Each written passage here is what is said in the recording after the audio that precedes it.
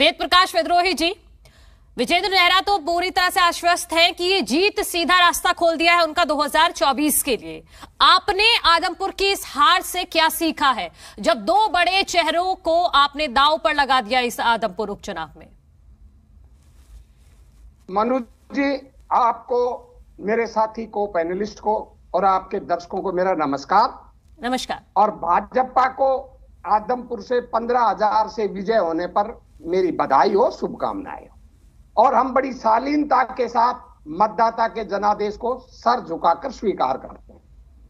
मतदाता का जनादेश खुद अपने आप में बता रहा है कि भाजपा की नैतिक हार हुई है और कांग्रेस की जीत हुई है। हम आंकड़ों से हार गए, पर जनता की अदालत बता रही है कि आने वाला दिन भाजपा के लिए बहुत ही कठिन होने वाला है और 2024 का वो सपना छोड़ दें। और जो बड़े बड़े वो दावे कर रहे हैं कि भाई उनको प्रचंड बहुमत मिला है, उनको मुबारक हो, हमें कुछ नहीं कहना। मैं आपसे कहना चाहता हूं, इस चुनाव का विश्लेषण कर लीजिए। हमने तो अपना सबक ले लिया। ये चुनाव भाजपा कहीं नहीं, पूरी भाजपा, बिश्नोई परिवार, चौधरी देवीलाल परिवार, दुष्यंत चौटाला, रणजीत चौटाला पर मिलाकर, और वीरेंद्र सिंह परिवार जो बिश्नोई परिवार के विरोधी थे, पूरी सत्ता, उसके बावजूद भी इनकी वोट बढ़ी केवल 4,000, जबकि ये दावा कर रहे थे कि ये वोट लेंगे 1 लाख। और हमने, बिश्नोई ने जब कांग्रेस से चुनाव लड़ा था तो वोट मिली थी 63,000, हमारा वोट घटा केवल 11,000। और यदि आप इस चुनाव को देखेंगे तो केवल 8 गांव जो बिश्नोई बाहुल गांव हैं, 8 गांव, उनके अंदर भाऊ बिश्नोई को 17,740 वोटों की लीड मिली। अगर आप सही शब्दों में कहें, ईमानदारी से इस चुनाव का विश्लेषण करें, तो ये बिश्नोई समाज की एक तरफा वोट की विजय है। वो 17,740 वोट हम कवर नहीं कर पाए। दूसरी बात, जो अपेक्षा थी हमको कि जो दूसरे गांव है गैर बिश्नोई जाट के गांव, वो हमको वोट ज्यादा देंगे, उसमें कुछ सत्ता के द्वारा, चौधरी देवीलाल के परिवार के तो क्या आप जाति के आधार पर ही प्रचार प्रसार में जुटे हुए थे क्या? ये जाति की कटु सत्य है जो मैं विश्लेषण करके बता रहा हूं।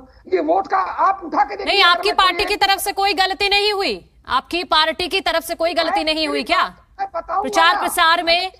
मैडम, मैं उसी तरफ तो आ रहा हूँ। हाँ मैडम, मैं आ रहा हूँ। मैं विश्लेषण करते हुए, आपने मेरी पार्टी का आकलन पूछा, मैं उसी का तो विश्लेषण करते हुए आ रहा हूँ। हाँ, बोलिए।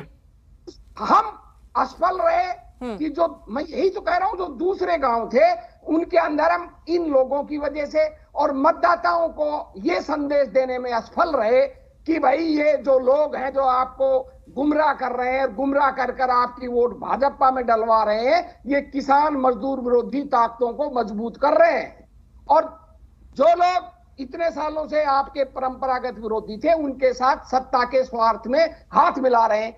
ये संदेश हम पूरा लोगों को देने में असमर्थ रहे। वही अप्रत्यक्ष रूप से हम कहते थे कि भाई इनेलो और आप पार्टी को आप जितनी भी वोट दोगे, वो एक किस्म से भाजपा को ही वोट दोगे। ये संदेश देने में भी असफल रहे हमने चुनाव मजबूती से लड़ा।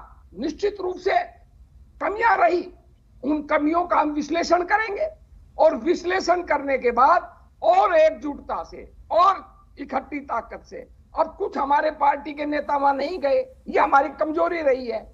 चाहे उनका वोट का आधार होता या नहीं होता, एक परसेप्शन जाता है, जिस तरह भाजपा। बिल्कुल, चलिए, माना तो सही आपने, वरना कांग्रेस के जितने भी प्रवक्ता आते हैं कोई नहीं मानता, कोई ये मानने कोई तैयार नहीं है कि आपकी पार्टी में एकजुटता नहीं है।